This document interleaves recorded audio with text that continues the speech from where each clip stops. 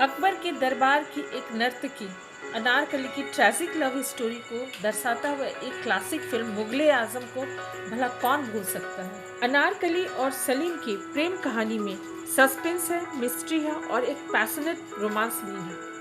लेकिन सलीम और अनारकली की प्रेम कहानी का कोई ऐतिहासिक प्रमाण है या फिर ये एक काल्पनिक मिथ है या फिर स्थानीय लोक कथा की मात्र एक पात्र थी अनारकली।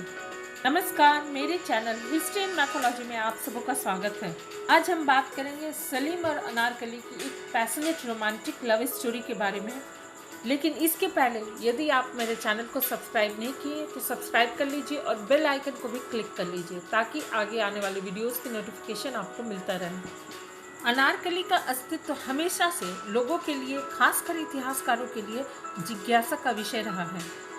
सलीम अनारकली के प्रेम कहानी के बारे में लोगों की जिज्ञासा की शुरुआत होती है लाहौर के साउदर्न पार्ट में निर्मित मुगल कालीन एक टॉम्ब से, जिसे अनारकली का टॉम्ब कहा जाता है और वो 1615 के लगभग बनाया गया था।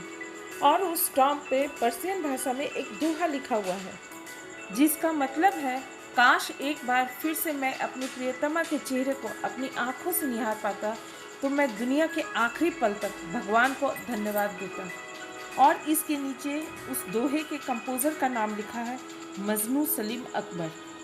ये दिल को छू लेने वाली पंक्तियाँ वाकई ये दर्शाती हैं कि जिस महिला का भी ये टॉम्ब है, उससे बिछड़ने वाला उसका प्रिय वाकई उसे बहुत प्रेम करता था। लेकिन इन पंक्तियों से ये बिल्कुल पता नहीं चलता है कि उस टॉम्ब में दफनाई हुई वो महिला आखिर थी कौन। और टॉम्ब में जो कंपोज़र का नाम लिखा हुआ है सलीम अकबर, वो आखिर थे कौन? क्या वो सलीम यानी जहांगीर थे या फिर अकबर यानी मुगल बादशाह अकबर थे? अधिकतर लोग यही जानते और मानते हैं कि सलीम यानी जहांगीर एक कोर्ट डांसर अनारकली से प्रेम करने लगा था। लेकिन जहांगीर भविष्य का मुगलिया बादशाह बनने वाला था, तो अकबर को जहांगीर की एक कोर्ट डांसर से रिश्ता मंजूर नहीं था। लेकिन जहांगीर अनारकली से अलग होने के लिए तैयार नहीं था, तो अकबर ने अनारकली को ही लाहौर के किले की दीवार में चुनवा दिया। उस समय जहांगीर अकबर के पावर के सामने कुछ नहीं कर सका। लेकिन इस कहानी में भी एक ट्विस्ट है। कुछ लोगों का कहना है कि अनारकली की माँ वही महिला थी जिसने अकबर को सलीम के पैदा होने की खुशखबरी सुनाई थी, तो अकबर ने खुश होकर उसे सोने की अंगूठी नेक के रूप में दी थी। उसी अंगूठी की याद दिलाते हुए अनारकली की माँ ने अकबर से अनारकली के लिए माफ़ी की गुहार लगाई, तो अकबर ने अनारकली की माँ की क्षमा याचना को एक्सेप्ट करते हुए सीक्रेट एस्केप यानी सीक्रेट रास्ते से लाहौर भेज दिया, जहाँ अनारकली और उसकी माँ ने गुमनामी की ज़िंदगी व्यतीत किया। और लाहौर में ही अनारकली ने अंतिम सांसें ली। लेकिन अकबर की मृत्यु के बाद जहांगीर जब खुद सुल्तान बना, तो उसने जहां अनारकली दफनाई गई थी वहां एक संगमरमर का टॉम्ब बनाकर और उसमें पर्शियन भाषा में उस दोहे को खुदवा दिया। लेकिन आश्चर्य की बात है कि अगर वो अनारकली से इतना मोहब्बत करता था, तो अपनी ऑटोबायोग्राफी तुजुक-ई-जहांगीरी में इसकी चर्चा क्यों नहीं की? यहाँ तक कि उस समय के कोर्ट राइटर अबुल फजल ने भी अपनी पुस्तक आईने अकबरी में सलीम और अनारकली की प्रेम कथा की चर्चा क्यों नहीं की? अबुल फजल अकबर के दरबारी इतिहासकार थे, शायद वो अकबर को नाखुश नहीं करना चाहते थे। अनारकली का पहला ऐतिहासिक मेंशन हम पाते हैं British tourist and trader William Finch के यात्रा संस्करण में, जो 1608 से 1611 के बीच में लाहौर में ही थे। बाद में सैयद अब्दुल लतीफ़ ने अपनी किताब तारीख़ी लाहौरी में अनारकली और सलीम के रिश्ते का जिक्र किया है। उनके अनुसार अनारकली का असली नाम नादिरा बेगम और सर्फ उन निसा था, जो अकबर की कंक्यूबाइन थी, और अकबर ने ही उसे अनारकली का नाम दिया था उसकी बेपनाह खूबसूरती के लिए। और सलीम के साथ उसका अवैध संबंध के कारण अकबर ने उसे जिंदा किला की दीवार में चुनवा दिया था। कुछ लोगों का मानना है कि नूरजहाँ ही अनारकली थी।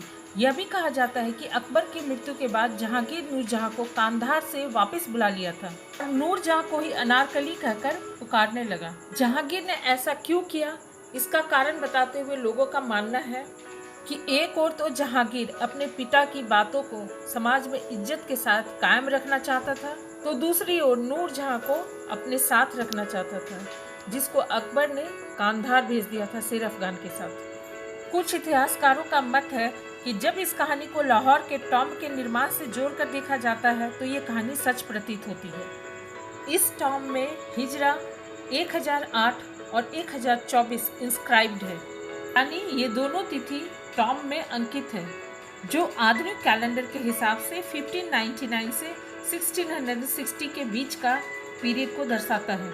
ये दोनों समय नूरजहां का जहांगीर से बिछड़ना और उनसे मिलना, ये दोनों के तारीख से मेल खाता है, लेकिन इसका कोई एग्जैक्ट प्रूफ नहीं है। 18th सेंचुरी के एक हिस्टोरियन अब्दुल चागताई का ये मानना है कि ये टॉम्ब चूँकि एक अनार के बगीचे के बीच में स्थित है, इसलिए इसे अनारकली का टॉम्ब कहा जाने लगा। ब्रिटिश राइटर एब्राहम एराले ने लिखा है कि लेजेंडरी अनारकली और कोई नहीं बल्कि अकबर की पत्नी और राजकुमार डेनियल की माँ थी।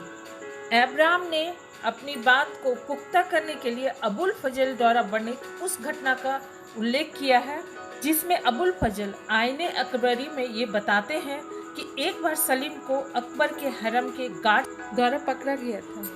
कहानी यहाँ से शुरू होती है कि एक बार एक पागल व्यक्ति गलती से अकबर के हरम में घुस गया था, तो सलीम उसे पकड़ लिया, लेकिन हरम के गार्ड्स तो सलीम को ही इंट्रूडर समझकर पकड़ लिए और बादशाह अकबर तलवार से उस इंट्रूडर को मारने ही वाले थे कि उन्हें पता चला कि अरे ये तो जहांगीर है।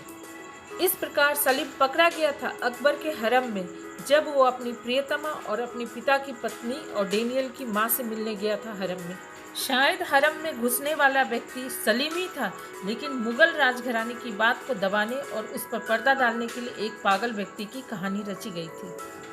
अंत में यही कहा जा सकता है कि अनारकली का कैरेक्टर चाहे जितना भी वेग और कंफ्यूजिंग हो, लेकिन सलीम का उस महिला के साथ बहुत ही गहरा रिश्ता था। टॉम्ब के ब्यूरियल चैम्बर का ग्रैंड्योर और उस पर लिखे हुए दोहे तो यही बताते हैं कि वो मृत महिला काफ़ी महत्वपूर्ण थी सलीम के जीवन में। उम्मीद है सलीम और अनारकली के रिश्ते पर बना हुआ ये वीडियो आपको ज़रूर पसंद आएगा। अगर पसंद आए तो इसे लाइक कीजिए, अपने दोस्तों के साथ शेयर कीजिए और मेरे चैनल को सब्सक्राइब करना ना भूलिए। और कमेंट सेक्शन में ये ज़रूर डालिए कि आपको क्या लगता है कि अनारकली आखिर थी कौन। Thank you.